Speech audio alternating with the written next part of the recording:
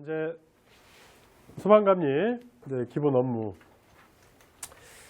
감리라는 것은 소방 대사물 설치, 보수공사에 대해서 발주자에게 위탁받은 공사를 감리업체의 감리자, 감리원이 설계도서나 기타 관계 서류 내용대로 시공되는지 여부를 확인하는 겁니다.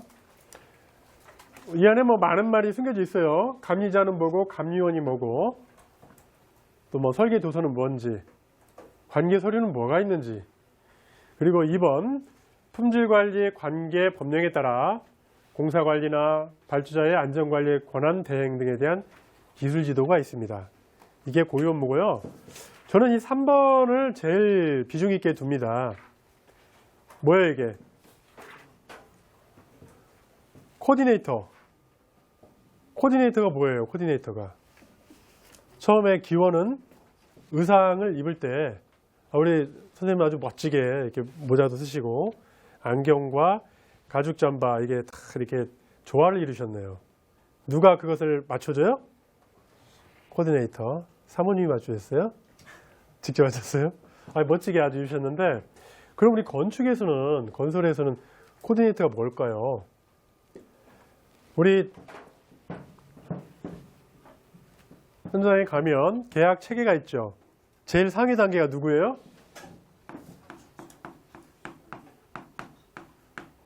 발주자라고도 하고 발주처라고도 하죠.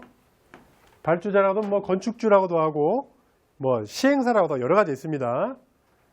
그 다음에 누가 하죠? 처음에 청사진을 그리는 게 설계사가 있죠.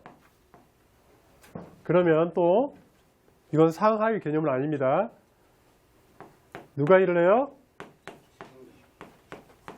시공사에서 하죠. 그럼 또 잘 되는지 안 되는지 누가 봐요? 감리가 보죠. 그러면 시공사에 또 누가 있어요? 하도급업체 있죠. 협력업체라고 아주 순화된 말을 씁니다. 근데 하도급이란 말이 우리는 이제 하도급 통보서라는 그런 언어가 있기 때문에 하도급을 씁니다. 발주자, 설계사, 시공사, 하도급. 아파트는 제일 마지막에 왕이 누가 있죠? 누구예요? 입주자. 떨리죠, 입주자. 입주자가 있어요. 감리가 도대체 뭐냐? 코디네이터다, 코디네이터. 발주자는 돈을 가지고 집 좀 지어달라고 설계사, 감리, 시공사 다 주죠. 그럼 설계사가 열심히 해서 도면을 잘 만들어요. 그럼 이걸 가지고 시공사 일을 하는데, 시공사가 가장 큰 목표가 뭐예요? 품질관리, 공정관리죠. 그거는 이제 아주 유식한 말이고, 돈, 시공 비용에 대한 걸 가장 따진단 말입니다. 시공사. 그러면 하도급업체는 안 따질까요? 곱하기 2배는 따지죠. 그만큼 이윤 추구가 중요하기 때문에, 그건 좋은 자재로 충분한 공사 기간을 가지고 아주 품질 좋게 일을 하죠. 그러면 돈이 안 되잖아요. 적당한 자재로 빨리 하고 다 그런 건 아닙니다만은, 누가 그거를 감시를 해야 돼. 누가? 감리가 해야 됩니다. 감리 감독이 해야 됩니다. 나중에 누가 그걸 봐요? 입주자가 다 확인해요. 특히 감리한테는 또 하나 더 중요한 게 있어요. 뭐죠?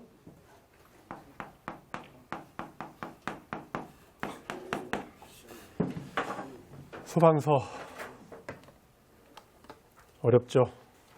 소방서. 근데 잘하면 소방서도 서로 똑같은 일을 하는 동료가 되는데, 내가 잘 못하게 되면 아주 무서운 사람들이 될 수가 있습니다. 벌점을 줄 수가 있거든요. 발주자도 마찬가지고. 이 코디네이터를 해주는 게 바로 우리 소방감리입니다. 굉장히 중요하죠. 그래서 이 현장에 진짜 이렇게 엉터리로 가느냐, 사고도 안 나고 화재로도 안전하고 모두에게 이윤이 창출되고 그 몫을 크게 감당하는 게 저희의 소방감리라고 할 수 있겠습니다. 또 감리와는 또 발주와 감리자 간에 이제 상호 감리계획서를 작성하죠. 감리원이 현장을 배치하는데 감리자와 감리원의 차이를 아세요? 감리자가 누구예요? 감리자가. 감리자. 감리회사. 감리회사. 법인은 법인체고 개인회사는 사장. 사장이 감리자입니다. 감리원은 누구예요? 바로 여러분입니다. 저희가 감리원이 되는 거예요. 계약은 누구랑 해요? 감리자와 발주자가 하고 저는 감리자하고 우리는 계약하는 거죠. 그렇게 근로계약을 하는 거예요. 그걸 잘 이해를 하시고 우리가 이제 뭐 수업을 하든지 얘기할 때도 구분할 수가 있어야 돼요. 안 배운 사람보다는 잘해야 될 거 아닙니까? 배웠으니까. 자, 감리 현장을 개설하면 처음에 가면 각종 집기, 뭐 냉난방, 뭐 책상, 컴퓨터, 또 뭐 여러 가지 뭐 사무용품, 전화, 또 인터넷이 되는지 이걸 확인해야 돼. 현장 가면 처음에 가면 이게 제일 중요해요. 현장 가면은 이때는 반드시 감리자에게 요구를 하셔야 돼요. 그냥 스스로 참지 마세요. 이거는 다 계약금 안에 포함이 되는 거거든요. 미안한 게 아닙니다. 꼭 이거는 하셔야 됩니다. 그리고 이제 설계 도서를 이제 검토하게 되는데 저희가 이제 설계 도서가 여기에 나와 있는 것이 이제 설계 도서인데 설계 도서 하면 뭐예요? 가장 눈에 띄는 게 설계 도면이 가장 많이 눈에 띄죠.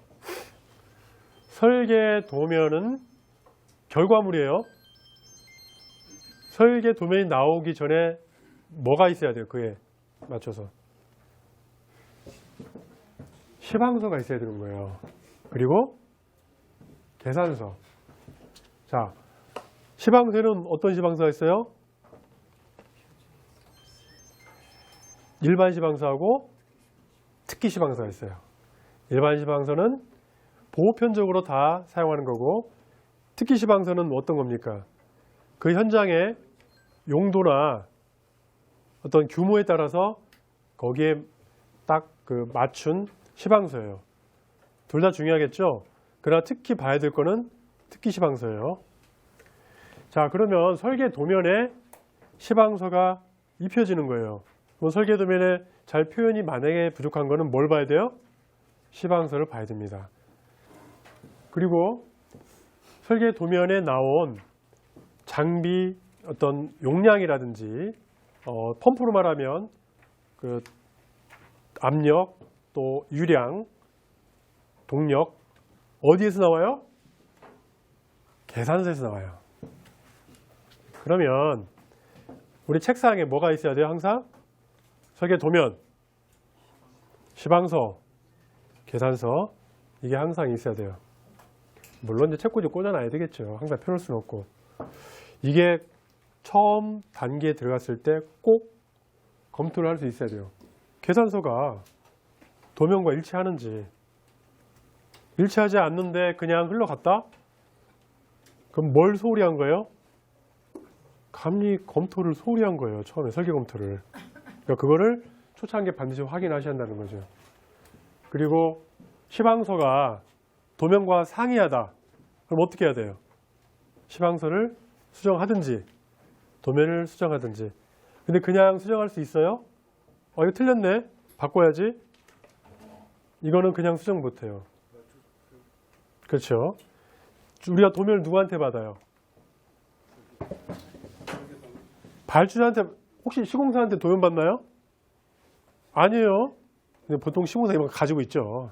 그래서 이렇게 주는데 발주자가 시공사한테 이제 줬고 이렇게 오는 건데 발주자한테 직접 받는 거예요. 설계사는 발주자한테 도면을 납품하고 모든 거는 발주자가 다 주는 겁니다. 그러니까 그러면 오류가 생기면 누구한테 얘기를 해야 돼요? 발주자한테 얘기해야 되는 거예요. 임대를 바꾸면 안 됩니다.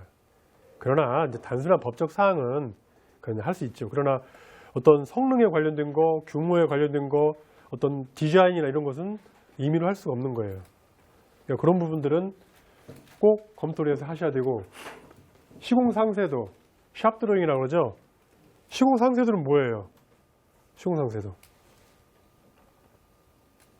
우리는 항상 단어에서 뜻을 찾아야 돼요. 뭐예요? 시공하기 좋게 상세하게 그린 그림이에요. 맞잖아요. 시공상세도. 그럼 뭘 그리느냐 도대체. 우리 도면을 딱 펴보시면 알지만 눈에 확 들어오지 않죠. 왜냐하면 그 안에 이렇게 평면, 인면, 단면이 다 보여야 되는데 그거 가지고는 직접 시공할 수가 없어요. 그러면 누가 시공하기 편하게 해줘요?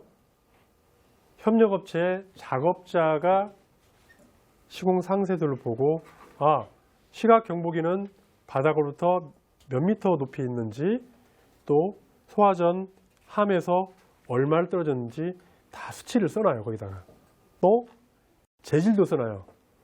우리가 아울렛 박스를 쓰는데 스틸로 갈 거냐 플라스틱 갈 거냐 PVC 갈 거냐 다들 결정해 준단 말이에요.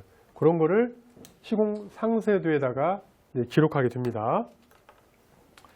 또 그게 이제 국가화재안전규칙이나 건축법 이거에 맞춰서 법적 요건이 적합한지 또 초기에 이제 확인을 하셔야 돼요. 설계 검토단 그때. 그러면 이 설계 도서 단계의 일이 적어요? 많아요? 굉장히 많습니다. 아까 제가 그 얘기했죠. 설계 단계에서 50개, 100개를 찾으면 준공 단계에서 뭐 하면 된다고요? 성능 시험만 하면 끝나는 거예요. 근데 제가 처음 감리할 때 했겠습니까? 안 했겠습니까? 못했죠. 몰랐으니까 못한 거예요. 중요성도 몰랐고 시간 잘 가더라고요 그때. 몸무게도 많이 늘었습니다. 근데 하여간 이 설계 단계에서 충분히 내 그 가진 실력과 노하우를 다 쏟아부어서 많은 걸 도출해내야 돼요. 나중에 실습할 때 확인을 할 겁니다. 그때 같이 실습하면서 이 단계에서 뭘 봐야 될까? 틀렸다 맞았다를 떠나서 적법하게 됐는지를 확인을 계속 해서 한 3개월 이내에 딱 하고 나면 나머지 2년은 좀 많이 편안하게 갈 수 있고 또 큰 오류를 범하지 않기 때문에 또 편안한 마음, 또 안전해 갈 수 있습니다.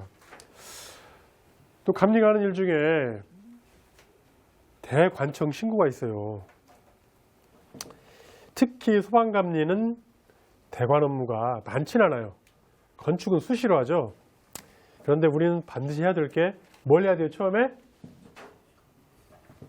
감리자 지정신고. 감리자 지정신고가 누가 하는 거예요? 답을 다 써놨어요. 친절하게. 서식을 나중에 보겠지만 감리자 지정신고는 발주자가 하게 돼요. 누가 감리자를 지정한다고요?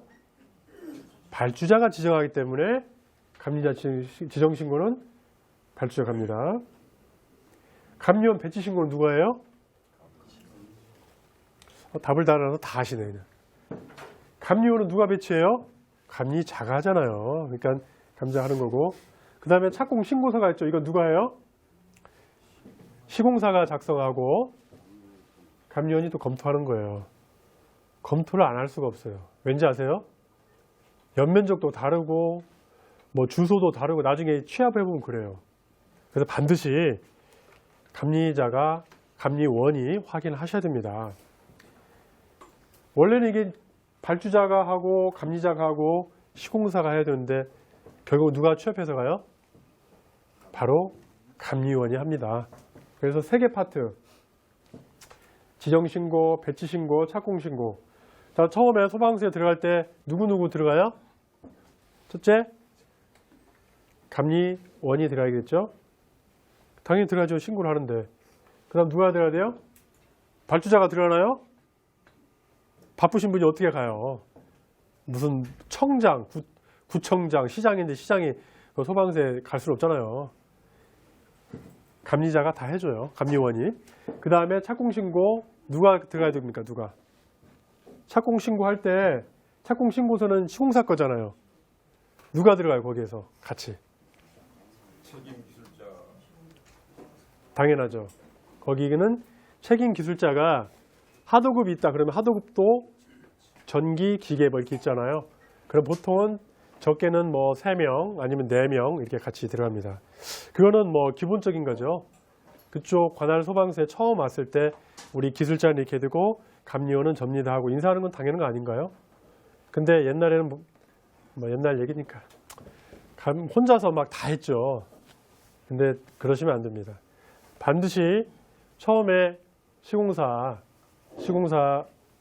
책임기술자, 협력업체 책임기술자 그리고 감리원 꼭 들어가서 그날 신고를 할 수 있도록 하고 이제 그건 요령이지만 반드시 관할 소방서에 가기 전에는 미리 전화를 드리는 게 왜냐하면 현장에 출장 나가고 이건 중요한 얘기예요. 저거 이런 거는 책에다 쓸 수는 없는 얘기인데 꼭 확인을 하시고 그리고 예의를 항상 갖추고 그 사람들은 항상 많은 업무가 있고 뭐 50기, 60기 현장 어떻게 압니까? 근데 감리원이 이렇게 뭐 공무원을 이렇게 소홀하게 대하거나 그런 거는 좀 실례 같아요. 저는 항상 꼭 예의를 지키고 그럼 언제 시간에 갔으면 좋겠느냐 이제 그런 일 꼭 하고 저는 사실은 먼저 한번 찾아가서 개인 찾아가서 먼저 인사를 한번 해요. 이런 건데 언제쯤 착공 신고를 들어올 예정입니다. 이렇게 간단히 인사하면 다음에 들어갈 때 아주 부드럽겠죠. 한번 본 사람, 저 사람이 와서 이렇게 하려고 하는구나. 그거는 인지상정 같아요. 그렇게 해서 같이 들어가고 이렇게 착공 신고, 감리 지정 신고를 하게 됩니다. 그때부터는 이제 감리원들께서는 현장 절대 함부로 이탈하면 안 되겠죠. 뭐 여행